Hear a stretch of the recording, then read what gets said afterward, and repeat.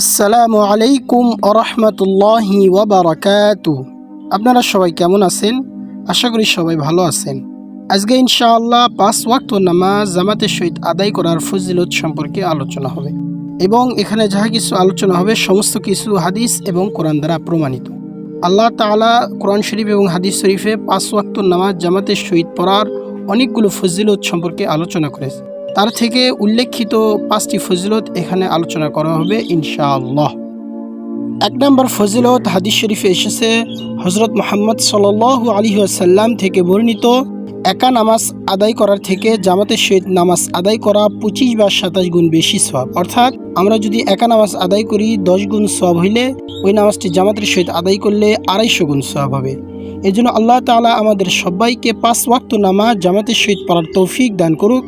সবাই বলি আল্লাহুম্মা আমিন। 2 নম্বর ফজিলত হাদিস শরীফে এসেছে হুজুর সাল্লাল্লাহু আলাইহি ওয়াসাল্লাম থেকে বর্ণিত, যে ব্যক্তি ফজর ও ইশার নামাজ জামাতের সহিত আদায় করে সে মুনাফিকের লক্ষণ থেকে মুক্তি লাভ করে এবং এটি সহিহ বুখারী ও মুসলিম শরীফ দ্বারা প্রমাণিত। 3 নম্বর ফজিলত হাদিস শরীফে এসেছে রাসূল সাল্লাল্লাহু আলাইহি সাল্লাম থেকে বর্ণিত, যে ভালোভাবে উত্তম রূপে ওযু করে এবং মসজিদের উদ্দেশ্যে রওনা দেয় সে প্রত্যেক কদমে কদমে একটি করে সওয়াব লাভ করে এবং তার একটি করে গুনাহ মাফ হয়ে যায় এবং আল্লাহ তাআলা তার মর্যাদা বৃদ্ধি করে দেয়। সবাই বলি সুবহানাল্লাহ। আল্লাহ তাআলা আমাদের সবাইকে এই অশেষ রহমতটি লাভ করার তৌফিক দান করুক। সবাই বলি আল্লাহুম্মা আমিন। 4 নম্বর ফজিলত হাদিস শরীফে এসেছে হুজুর সাল্লাল্লাহু আলাইহি ওয়াসাল্লাম থেকে বর্ণিত, কিয়ামতের কঠিন সময়ে 7 শ্রেণীর মানুষ আল্লাহ তাআলার অশেষ রহমতের ছায়া লাভ করবে। তাদের মধ্যে থেকে এক শ্রেণীর মানুষ হচ্ছে যে ব্যক্তি 5 ওয়াক্ত নামাজ জামাতের সহিত আদায় করে। আল্লাহ তাআলা আমাদের সবাইকে আল্লাহ তাআলার অশেষ রহমতের শীতল ছায়া লাভ করার তৌফিক দান করুক। এই জন্য আমরা বিশেষ চেষ্টা করব 5 ওয়াক্ত নামাজ জামাতের সহিত আদায় করার। 5 নম্বর ফজিলত হাদিস শরীফে এসেছে হুজুর সাল্লাল্লাহু আলাইহি সাল্লাম থেকে বর্ণিত, যে ব্যক্তি 5 ওয়াক্ত নামাজ জামাতের সহিত আদায় করে তার অনেক বড় একটি ফজিলত লাভ হয়।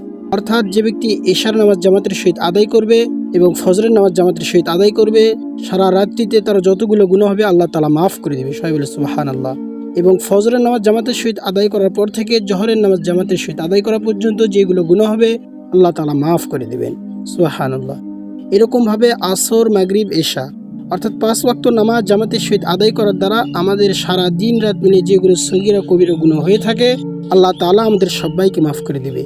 আরও একটি ফজিলত হাদিস শরীফে এসেছে 5 ওয়াক্ত নামাজ জামাতের সহিত আদায় করার দ্বারা 70টি ফেরেশতা সবসময় আল্লাহ তাআলা ওই ব্যক্তির সাথে নিযুক্ত করে দেয় এবং সে ফেরেশতাগুলো ওই ব্যক্তির মাগফিরাতের জন্য আল্লাহ তাআলার কাছে দোয়া করে এবং আল্লাহ তাআলা তাদের দোয়া কবুল করে নিয়ে ওই ব্যক্তিকে মাগফিরাত দান করে দেয়। সবাই বলি সুবহানাল্লাহ। এবং এখানে উপরে যে 5টি ফজিলত সম্পর্কে আলোচনা করা হলো, সর্বপ্রথম আল্লাহ তাআলা আমাকে এবং আপনাদের সবাইকে আমল করার তৌফিক দান করুক এবং 5 ওয়াক্ত নামাজ জামাতের সহিত আদায় করার তৌফিক দান করুক।